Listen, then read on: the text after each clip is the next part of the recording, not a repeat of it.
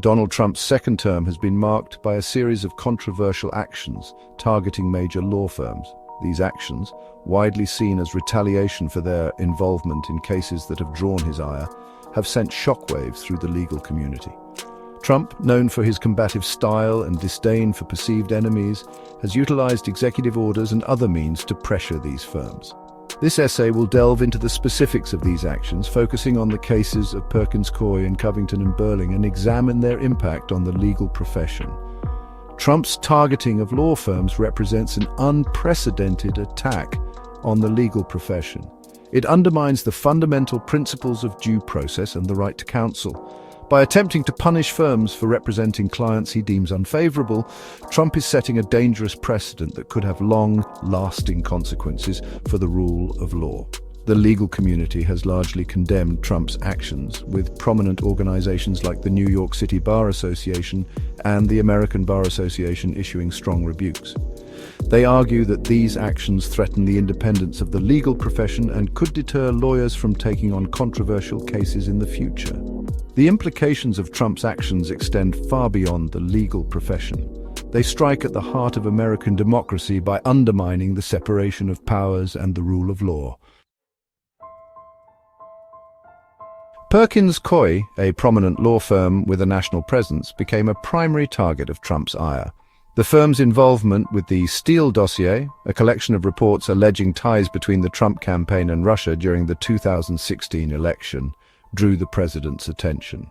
In March 2025, Trump issued an executive order requiring federal contractors to disclose any ties with Perkins Coie. This order also authorized the termination of existing contracts with the firm and barred its personnel from accessing federal buildings. Covington and Burling, another high-profile law firm, also faced the administration's wrath. While the specific reasons for targeting Covington and Burling remain less clear, the administration revoked security clearances from some of its lawyers. This action effectively crippled the firm's ability to handle sensitive cases involving national security or government contracts. The actions against Perkins Coie and Covington and Burling sent shockwaves through the legal community. Many lawyers viewed these moves as an attempt to intimidate and silence critics of the administration. The targeting of these firms raised serious concerns about the erosion of attorney-client privilege and the potential for political interference in the legal profession. The executive orders against these firms had immediate and far-reaching consequences. Clients, fearing potential backlash from the administration, began severing ties with Perkins Coie and Covington and Burling. This exodus of clients, including major corporations like Boeing, T-Mobile, and Microsoft, dealt a significant financial blow to both firms. The legal community reacted with a mixture of outrage and apprehension to Trump's actions. Prominent legal organizations swiftly condemned the targeting of Perkins Coie and Covington and Burling, characterizing it as an assault on the rule of law. The New York City Bar Association, in a strongly worded statement, denounced the executive order against Perkins Coie as an unprecedented attack on the legal profession. The American Bar Association, the nation's largest voluntary bar association, also voiced its criticism. The ABA argued that Trump's actions threatened the independence of the legal profession and could have a chilling effect on lawyers' willingness to take on controversial cases. This chilling effect, they warned, could ultimately harm the very foundations of American democracy. However, the response from large law firms was noticeably more muted. Some commentators criticized what they perceived as a lack of solidarity among law firms, suggesting that many were reluctant to speak out against the administration for fear of retaliation.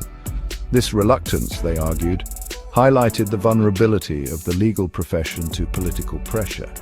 The muted response from some quarters of the legal community underscored the difficult position many firms found themselves in. While they recognized the threat posed by Trump's actions, they also had to weigh the potential consequences of speaking out against a powerful administration.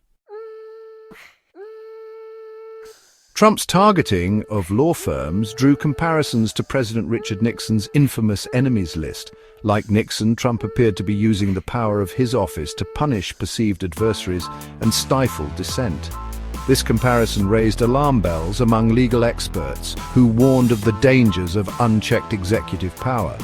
The potential long-term effects of Trump's actions are far-reaching. The chilling effect on the legal profession could deter lawyers from taking on cases that might draw the ire of the government.